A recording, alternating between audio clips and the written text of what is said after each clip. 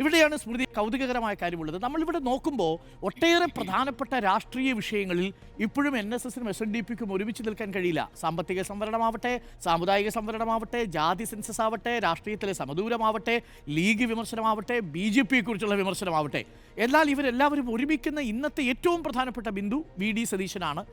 അതേസമയം തന്നെ ന്യൂനപക്ഷങ്ങൾക്ക് ഒരുപക്ഷെ അധികാരത്തിൽ സർക്കാർ എത്തിയാൽ ലഭിക്കാൻ പോകുന്ന അധികാരത്തെക്കുറിച്ചുള്ള ഒരു ആശങ്ക അവരെ യോജിപ്പിക്കുന്നതായിട്ട് കാണാൻ കഴിയും. എങ്ങനെയാണ് അതിനെ സ്മൃതി കാണുന്നത്?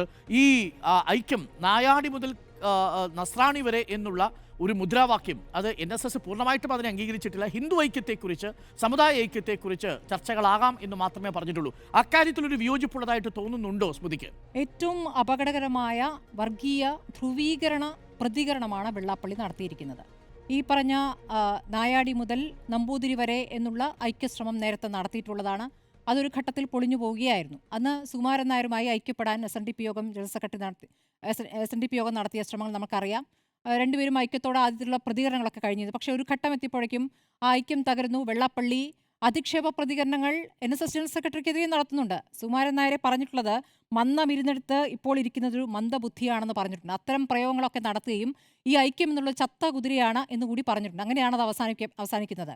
അപ്പോൾ ഇപ്പോൾ പറയുന്നത് ഈ പറയുന്ന നായാടി മുതൽ ഇപ്പോൾ നസ്രാണി വരെ എന്ന് പറയുന്നിടത്ത് അതിൽ കുറച്ചുകൂടി കടന്ന രീതിയാണ്. അത് നസ്രാണി വരെ എന്ന് പറയുമ്പോൾ അത് മാധ്യമങ്ങൾ ആവർത്തിച്ച് ചോദിക്കുന്നുണ്ട്, അതെന്താണ് അങ്ങനെ വരുന്നത്? അപ്പോൾ അതിൽ ഒഴിവാക്കപ്പെടുന്ന ആരാണ്? മുസ്ലിം ന്യൂനപക്ഷമാണ് ഒഴിവാക്കപ്പെടുന്നത്.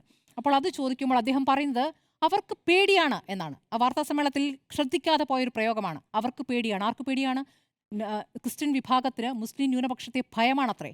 അപ്പോൾ ഇങ്ങനെ ഒരു വർഗീയ പ്രതികരണം നടത്തിയ വെള്ളാപ്പള്ളി എന്ത് ഐക്യത്തിനാണ് ഇവിടെ ശ്രമിക്കുന്നത് എന്നുള്ളതാണ്. ആർക്കെതിരെയുള്ള ഐക്യം? ഈ ഐക്യം ആർക്കു വേണ്ടി? അപ്പോൾ ആര് പറയുന്ന രാഷ്ട്രീയത്തോട് ചേർന്ന് നിൽക്കുന്നതാണ് ഇപ്പോൾ വെള്ളാപ്പള്ളി പറയുന്നത് എന്നുള്ളതാണ് ഏറ്റവും പ്രധാനപ്പെട്ട കാര്യം. നമ്മൾ സംസാരിച്ചു കൊണ്ടിരിക്കുന്നത് കേരളത്തിലെ നവോത്ഥാന സമിതി അധ്യക്ഷന്റെ വർഗീയ പ്രതികരണത്തെക്കുറിച്ചാണ് കേട്ടോ.